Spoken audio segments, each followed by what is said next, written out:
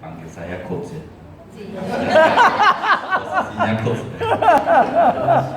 Oke. Kalau saya mengharapkan jangan lagi daftar ke KIX, karena kalau bapak-bapak, ibu-ibu daftarin anak lagi ke KIX, tahun depan saya disuruh berdiri di sini lagi. Capek saya. Oke. Saya ingin bersaksi kenapa saya masukkan antena ke KIX waktu masih kecil. Satu, karena pada waktu itu saya sudah banyak survei, mungkin hampir seluruh sekolah di Balikpapan ya. Ada satu hal yang saya tanyakan, mungkin yang lain sudah pernah dengar, tapi ada banyak yang belum pernah dengar. Jadi saya tanya-tanya itu banyak pertanyaan saya karena anak saya penting ya. Saya tanya satu hal yang tidak mereka bisa jawab. Pak, Bu, kurikulumnya di sini bisa saya lihat nggak? Nggak usah banyak-banyak, 1 minggu aja pelajaran. Biasanya nggak ada yang bisa jawab. Banyak banget gitu ya. Nah, waktu saya bicara dengan Miss Grace waktu itu, Bu, Miss Grace waktu itu, Miss Grace, ini ada nggak kurikulumnya? Ada Pak, coba saya lihat. Saya pikir pura-pura itu loh, biasa kan? Dikasih lihat, saya lihat kaget saya, karena kurikulum itu full satu tahun itu sudah ada dari tanggal sekian, jadwalnya ini, tanggal ini, jadwalnya ini. 1 tahun, ya. Saya minta cuma 1 minggu dikasih 1 tahun. Nah, itulah salah satu penyebabnya kenapa saya pilih KIX, karena sudah ada programnya yang jelas, nggak meraba-raba. Itu satu. Kedua, saya senang ya waktu saya kan dulu waktu kecil itu saya disekolahkan di sekolah Katolik, sekolah favorit. Waktu dulu itu kan sekolah Katolik itu sekolah favorit. Kalau sekolah Katolik itu kami masuk pagi-pagi, siap Omar, ya kan? Habis itu duduk terus berdoa, habis berdoa, selamat pagi Pak Ibu, kayak gitu ya. Habis itu kita duduk rapi sudah. Kalau ditanya, jangan tanya dulu, nanti Ibu jelaskan. Nah kayak gitu.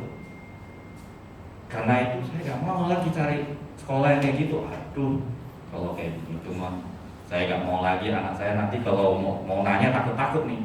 Saya mau cari sekolah yang bebas bicara, bebas menyampaikan pendapat, dan enak cara mendapatkan ilmunya. Ketemulah saya dengan KIX. Tadinya saya gak percaya. Saya masuk itu juga karena tadi kurikulum itu aja. Terus kalau saya masuk lagi ini, saya coba-coba nih gambling nih, bener nggak nih? Pas masuk saya lihat, oh ternyata benar, duduknya nggak seperti di sekolah ya, yang dulu itu kan duduk berbaris gitu ya. Ini nggak, duduknya bebas gitu. Kalau bicara saya lihat anak-anak bicara juga boleh aja, bicara apa saja boleh. Nah di situ saya lihat, oh iya, bagus juga ya. Terakhir ini, pengalaman terakhir di SMP, cara belajarnya itu yang paling saya suka. Anak-anak itu diberikan kebebasan. Nih, temanya ini, cari sendiri, belajar sendiri, hafal sendiri, ujian selesai. Nah, yang menarik itu mereka cari sendiri, kemudian mereka itu diberi waktu untuk berdebat, diskusi, debat, pro dan kontra. Nah semakin, jadi kalau kita berdebat itu disitulah ilmunya masuk biasanya ya. Kita kan kalau mau berdebat nih supaya menang kan kita cari banyak ya, banyak datanya kita cari. Pro, yang kontra juga cari bagaimana ngelawannya, kayak gitu ya Tori ya. Sering sama Athena kan. Nah ini saksinya nih, mereka itu wah antem-anteman. Dulu itu Athena sering sama Angie. Tapi tahun ini dengar-dengar kabar Athena sering sama saya. Nah, ya Tori ya. Nah, jadi mereka itu habis-habisan nih. Nah untuk habis-habisan biasanya kita harus cari ya bahannya ini benar nggak, hampir lengkap nggak gitu ya, supaya pendapat kita itu menang kan gitu. Nah itulah salah satu menurut saya pembelajaran yang benar. Jadi kita tahu kelebihan dan kekurangan, bukan sekedar menghafal seperti waktu saya dulu. Ini Budi, wah si ini ya enggak. Tapi sekarang mereka lebih pintar. Menurut saya cara belajar itu dikit seperti itu. Nah, yang ketiga, ini buat orang tua sebenarnya. Belakangan saya kalau ada sesuatu yang nggak enak di hati nih, ini kids ini nggak bener nih. Kalau saya lihat cara ngajarnya, guru-gurunya nggak pernah, saya datangin ke Mr. Sam. Tok, Mr. Sam, mukanya udah gini. Mr. Sam nggak tahu masalah kan? Datang dia, ya Pak, senyum-senyum lagi. Dalam hati belum tahu yang mau gue marah-marahin.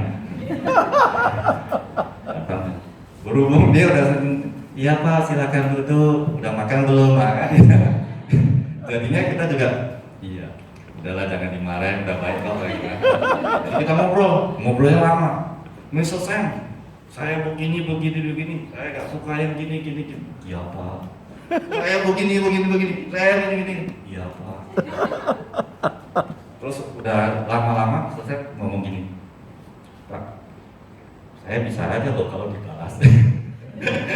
Kalau saya balas nanti kita panjang bicaranya. Nah, tapi maksud saya begini, Mr. Sam ataupun Miss Grace, ya Pak Lee, saya belakangan, terutama masalah basket, saya bicara, saya lapangan kita jelek, saya ngomongnya jelek-jelek, ringnya gak tepat, gak standar, pokoknya saya ngomongnya jelek-jelek.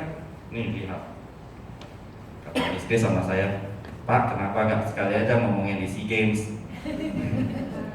Saya bilang nggak bisa, kita mau yang bagus atau mau yang jelek nih, nah gitu. Jadi, tapi walaupun begitu kita bicara seperti ini, tapi Mr. Sam, Pak Lee, Miss Grace, mereka itu menghargai pendapat saya. Ini baik Pak, nanti kami pikirkan ya, kami pertimbangkan. Ya Miss Grace, Pak Lee, semoga dikabulkan permintaan saya. Begitulah yang saya alami dengan Miss Grace, Pak Lee maupun Mr. Sam, dan ada juga guru-guru yang lain. Nah, kenyataannya ternyata itu, contohnya itu lapangan minta dikasih cek, tahu-taunya saya udah gak punya harapan nih, ngomong aja nih pasti. Tahu-taunya jadi dia 1 minggu kemudian. Nah itu saya berpikir, oh ya, ternyata apa yang saya sampaikan didengar juga ya sama orang-orang penting-penting ini. Nah berarti begini Bapak Ibu, Dad's Mom, seandainya Bapak Ibu ada yang tidak berkenan, datangin secara personal aja, bicarakan. Kemungkinan besar didengar dan dilakukan. Kalau nggak bisa ya kita berdoa saja supaya bisa. Ya, gitu saja kesaksian saya karena saya dibatasi cuma 3 menit. Terima kasih ya. Saya